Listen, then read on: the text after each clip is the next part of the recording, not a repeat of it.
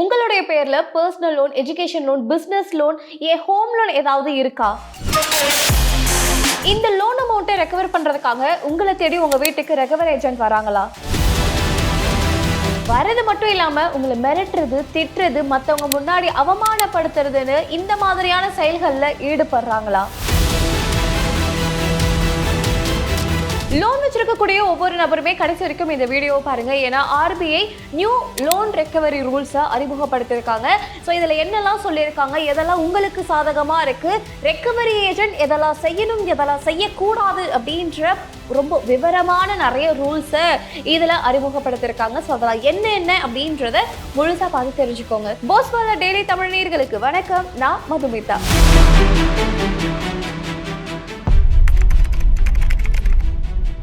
உண்மையை சொல்லனா லோன் வாங்கி தங்களுடைய வாழ்க்கையை நடத்தணும் அப்படின்றது யாருக்குமே ஆசை கிடையாது. பட் ஏதோ ஒரு சுச்சுவேஷன்ல ஹையர் ஸ்டடீஸ்க்காக எஜுகேஷனல் லோன் எடுத்திருப்போம், ஒரு பிஸ்னஸ் ஆரம்பிக்கணும் இல்லை டெவலப் பண்ணணும் அப்படின்றதுக்காக ஒரு பிஸ்னஸ் லோன் எடுத்திருப்போம், வீடு கட்டுறதுக்காக ஹோம் லோன் எடுத்திருப்போம். இந்த மாதிரி ஏதோ ஒரு சூழ்நிலை நம்மளை லோன் எடுக்கிறதுக்கு தள்ளும் இல்லையா?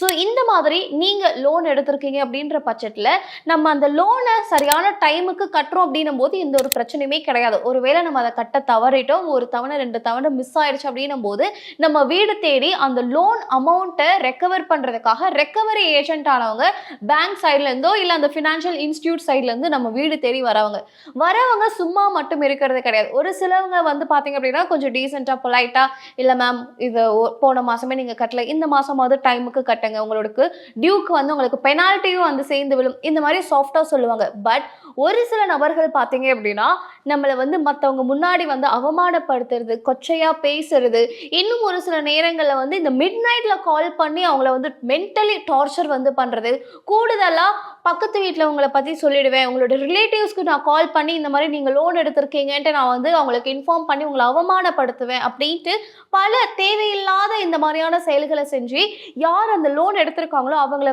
மென்டலி ஒரு மன உளைச்சலுக்கு உள்ளாக்குறாங்க. ஸோ இந்த மாதிரி லோன் எடுக்கிறவங்க ரொம்ப கஷ்டப்படுற ஒரு சூழ்நிலையில தான் எடுத்திருப்பாங்க, அவங்களை இன்னும் கஷ்டப்படுத்துற மாதிரி நிறைய செயல்கள் நடக்குது அப்படின்றதுக்காக RBI என்ன பண்ணியிருக்காங்க அப்படின்னா இந்த லோன் ரெக்கவரியில ஒரு சில கட்டுப்பாடுகளை கொண்டு வந்திருக்காங்க, ஒரு சில ரூல்ஸ் அண்ட் ரெகுலேஷன்ஸை இம்ப்ளிமெண்ட் பண்ணியிருக்காங்க. ஸோ இது மெயினாக இவங்க கொண்டு வந்ததுக்கான ரீசன் என்ன அப்படின்னு பார்த்தீங்கன்னா இதில் டிரான்ஸ்பரன்சி ஆனது மெயினாக இருக்கணும். அண்ட் மோர் ஓவர் இந்த ரெக்கவரி ஏஜென்ட் யார் வேணாலும் போய் சம்மந்தப்பட்ட வீட்டில் ரெக்கவர் பண்ணக்கூடாது.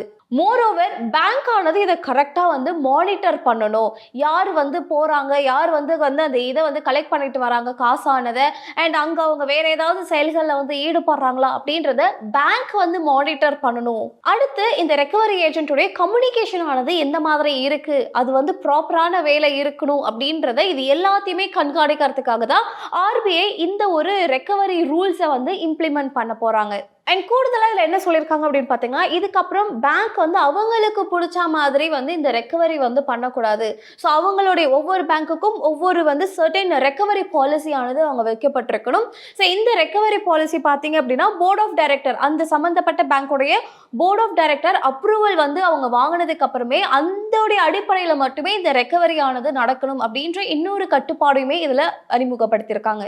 ஃபார் எக்ஸாம்பிள் எந்த சூழ்நிலையில் அவங்க போய் ரெக்கவர் பண்ணணும், அண்ட் அதே மாதிரி அவங்க எப்படி அந்த ரெக்கவரி ப்ராசஸை ஆரம்பிக்கணும், அண்ட் என்ன மாதிரியான யார் அந்த எம்ப்ளாயி ஆனவங்க போகிறாங்க, அவங்க எப்படி அந்த ரெக்கவரி ப்ராசஸ் பண்ணணும் அப்படின்ற எல்லா கட்டுப்பாடுகளுமே இந்த சம்மந்தப்பட்ட பேங்கோடைய ரெக்கவரி பாலிசியில் மென்ஷன் பண்ணியிருக்கணும். ஸோ இதோடைய அடிப்படையில் தான் அந்த சம்மந்தப்பட்ட பேங்கோடைய ரெக்கவரி ஏஜென்ட் போகிறாங்க அப்படின்னும் போது அதோடைய அடிப்படையில் தான் அவங்க அந்த ப்ராசஸையே அவங்க ஸ்டார்ட் பண்ணணும்.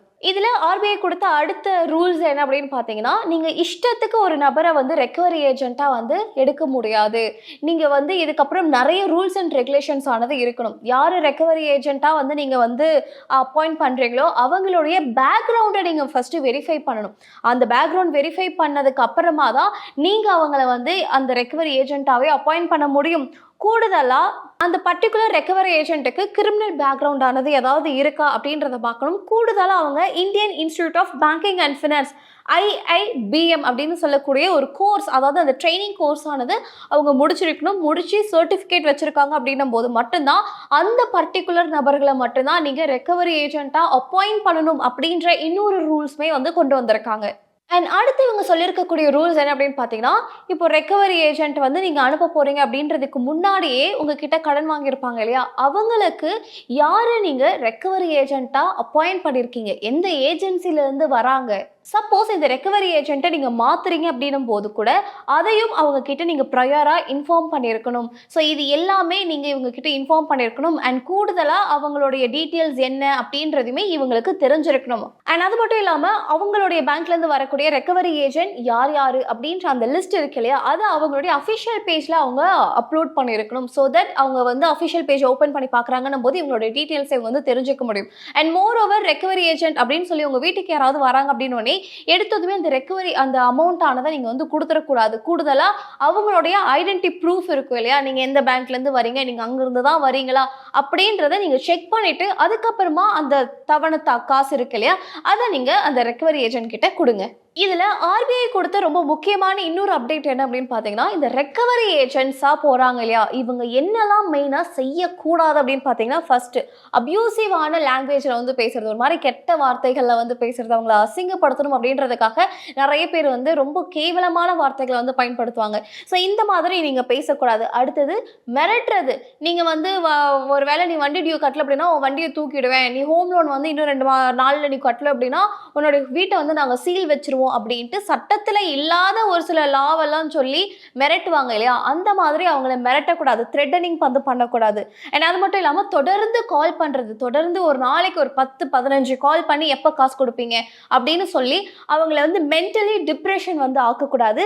அண்ட் மூணாவது பப்ளிக் ஷேமிங். அதை 4 பேர் முன்னாடி இவங்க வந்து காசு கொடுக்கவே இவங்க வந்து இது பண்ணல, ஏன்னா இந்த சொந்த வீட்டில் இருக்காங்க அப்படின்லாம் நிறைய பேர் வந்து ரொம்ப அப்யூசிவாக மற்றவங்க முன்னாடி வந்து அவங்கள வந்து அவமானப்படுத்துவாங்க இல்லையா. ஸோ அந்த மாதிரி மற்றவங்க முன்னாடி வந்து அவங்கள வந்து அவமானப்படுத்துறதோ திட்டுறதோ இந்த மாதிரியான செயல்களில் ஈடுபடக்கூடாது. அடுத்து இந்த ரெக்கவரி ஏஜென்ட்டாக வரவங்க ஒரு சில நேரங்களில் கால் பண்ணுவாங்க. அந்த காலை ரெக்கார்ட் பண்ணி சோஷியல் மீடியாஸில் வந்து நான் வந்து போட்டுருவேன் அப்படின்னு சொல்கிறது, இல்லை சோஷியல் மீடியாவில் வந்து அதை அப்லோட் பண்ணுறது, இந்த ஒரு நபர் வந்து இத்தனை மாதம் தவணை கட்டவே இல்லை அப்படின்ற மாதிரி அவங்கள சோஷியல் மீடியா வாட்ஸ்அப் குரூப்லேயோ இல்லை அவங்க ஃப்ரெண்ட்ஸ் அண்ட் ஃபேமிலிஸ்க்கு வாட்ஸ்அப் மூலியமாவோ இல்லை வேறு ஏதாவது சோஷியல் மீடியா மூலியமாவோ இவங்களுடைய டீட்டெயில்ஸை வந்து அனுப்பி இவங்களை த்ரெட்டனிங் பண்ண ட்ரை பண்ணுறது, இந்த மாதிரியான செயல்களில் வந்து ஈடுபடக்கூடாது. ஒருவேளை அப்படி ஈடுபடுறாங்கன்னும் போது அந்த சம்மந்தப்பட்ட ரெக்கவரி ஏஜென்ட் மேலே நீங்கள் என்ன பண்ணலாம், நீங்கள் கம்ப்ளைண்ட் கொடுக்க முடியும். அதுக்கு தகுந்த மாதிரி இவங்க ஆக்ஷனும் எடுப்பாங்க அப்படின்றது தான் இந்த ரூல்ஸில் ரொம்ப ஸ்ட்ராங்காக சொல்லியிருக்காங்க. ஸோ இதில் நடுவில் சொல்லியிருந்தேன் இல்லையா, இஷ்ட நேரத்துக்கு கால் பண்ணக்கூடாது அப்படின்ட்டு. அப்போது இந்த ரெக்கவரி ஏஜென்ட் எப்போ கால் பண்ணணும் அப்படின்னு பார்த்தீங்கன்னா, காலையில் 8 மணிலேருந்து நைட்டு 7 மணிக்குள்ளே தான் இந்த ரெக்கவரி ஏஜென்ட் இவங்க வந்து உங்களுக்கு கால் பண்ணி நீங்கள் காசு கொடுக்கல, இன்னும் உங்களுடைய டியூ வந்து பெண்டிங்கில் இருக்குது அப்படின்ற மாதிரியான கால் வந்து உங்களுக்கு பண்ண முடியுமே தவிர, இந்த மிட் நைட்டில் 10 மணிக்கு 11 மணிக்கு 12 மணிக்கெலாம் வந்து கால் பண்ணி உங்களுடைய தூக்கத்தை டிஸ்டர்ப் பண்ணுறது, உங்களை வந்து மன உளைச்சலுக்கு உள்ளாக்குறது, இந்த மாதிரியான செயல்களில் வந்து ஈடுபடக்கூடாது. மெயினாக இந்த கால் பண்ணி ரெக்கவரி வந்து பண்ணுறீங்க அப்படின்னும் போது உங்களுக்குன்னு ஒரு சில டைமிங் ஆனது இருக்குது. ஸோ ஒருவேளை இந்த டைமிங்கை தாண்டி அவங்க உங்களுக்கு கால் பண்ணுறாங்கன்ற பட்சத்தில் நீங்கள் அந்த காலை அட்டென்ட் பண்ண வேண்டிய அவசியமானது கிடையாது.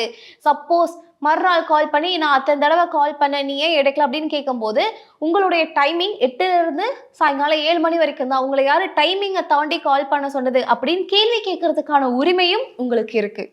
அண்ட் அடுத்து இந்த ரூல்ஸில் என்ன சொல்கிறாங்க அப்படின்னு பார்த்தீங்கன்னா, ரெக்கவரி ஏஜென்ட்டுக்கு வந்து இன்சென்டிவ் ஆனது கிடைக்கும். நிறைய ரெக்கவரி ஏஜென்ட் மெயினாக ரொம்ப ரூடாக நடந்துக்கிறதுக்கான முக்கியமான ரீசன் என்ன அப்படின்னா, இவங்களுக்கு இன்சென்டிவ் எந்த அளவுக்கு நீங்கள் வந்து எவ்வளோ பேர்கிட்ட வந்து அந்த ரெக்கவர் பண்ணி கொண்டு வரீங்களோ அந்த அளவுக்கு உங்களுக்கு இன்சென்டிவ் ஆனது வந்து கொடுக்கப்படும் அப்படின்னு சொல்லுவாங்க.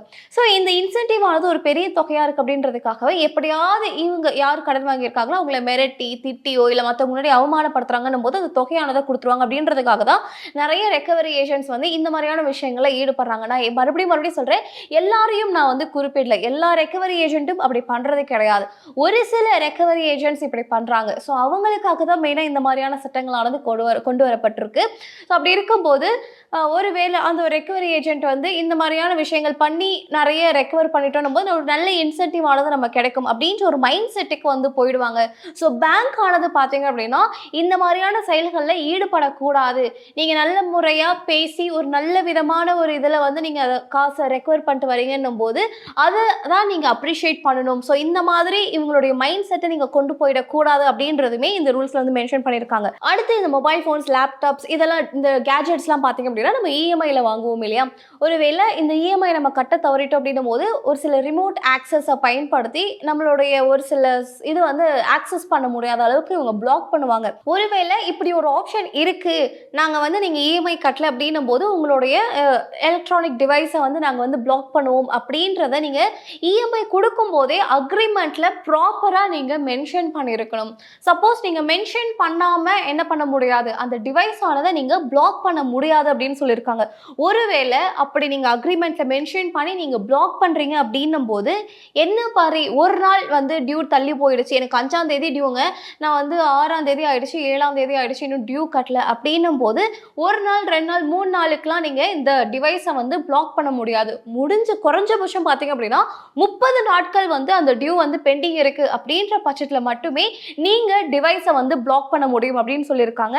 அண்ட் அது மட்டும் இல்லாமல் ஒருவேளை இந்த டிவைஸ் ஆனது பிளாக் பண்ணப்பட்டுருச்சு, உடனே நீங்கள் பேமெண்ட் வந்து பண்ணிட்டீங்க அப்படின்னும் போது 1 மணி நேரத்துக்குள்ள அந்த டிவைஸை அவங்க அன்பிளாக் பண்ணியிருக்கணும். ஒருவேளை 1 மணி நேரத்துக்கு மேலே அந்த டிவைஸ் வந்து அன்பிளாக் ஆகாமல் இருக்கு அப்படின்னும் போது 1 மணி நேரத்துக்கு 250 ரூபா அவங்க காம்பன்சேஷன் வந்து இவங்களுக்கு கொடுக்கணும். அதாவது பேங்க் சைடில் இருந்து 1 மணி நேரத்துக்கு 250 ரூபா இவங்க காம்பன்சேஷன் ஆனது கொடுக்கணும்.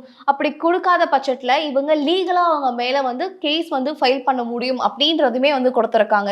ஸோ இன்னைக்கு இந்த வீடியோவில் ஆர்பிஐ கொண்டு வந்து அந்த லோன் ரெக்கவரி ரூல்ஸ் என்ன, அது யாருக்கெல்லாம் பொருந்தும், அது எப்படி செயல்படும், என்ன மாதிரியான விஷயங்கள்லாம் இருக்குது அப்படின்ட்டு வந்து நம்ம ரொம்ப தெளிவாக இன்னைக்கு இந்த வீடியோவில் பார்த்துருந்தோம்.